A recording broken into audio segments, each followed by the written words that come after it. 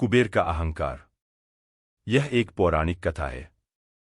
कुबेर तीनों लोकों में सबसे धनी थे। एक दिन उन्होंने सोचा कि हमारे पास इतनी संपत्ति है, लेकिन कम ही लोगों को इसकी जानकारी है। इसलिए उन्होंने अपनी संपत्ति का प्रदर्शन करने के लिए एक भव्य भोज का आयोजन करने की बात सोची। उसमें तीनों लोकों के सभी देवताओं को आमंत्रित किया गया। भगवान शिव उनके इष्ट देवता थे, इसलिए उनका आशीर्वाद लेने वह कैलाश पहुंचे और कहा, प्रभो, आज मैं तीनों लोकों में सबसे धनवान हूं।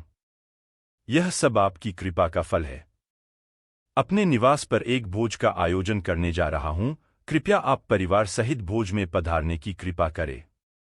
भगवान शिव कुबेर के मन का अहंकार ताड़ गए, बोले, वत्स, मैं बूढ़ा हो चला हूं, कहीं बाहर नहीं जाता। कुबेर गिड़गिड़ाने लगे, भगवन, आपके बगैर तो मेरा सारा आयोजन बेकार चला जाएगा। तब शिव जी ने कहा, एक उपाय है। मैं अपने छोटे बेटे गणपति को तुम्हारे भोज में जाने को कह दूंगा। कुबेर संतुष्ट होकर लौट आए। नियत समय पर कुबेर ने भव्य भोज का आयोजन किया। तीनों लोकों के देवता पहुंच चुके थे। अंत में गणपति आए और आते ही कहा, मुझको बहुत तेज भूख लगी है। भोजन कहाँ है? कुबेर उन्हें ले गए भोजन से सजे कमरे में। सोने की थाली में भोजन परोसा गया। क्षण भर में ही परोसा गया सारा भोजन खत्म हो गया। दोबारा खाना परोसा गया, उसे भी खा गए।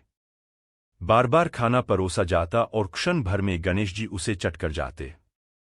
थोड़ी ही देर में हजारों लोगों के लिए बना भोजन खत्म हो गया, लेकिन गणपति का पेट नहीं भरा।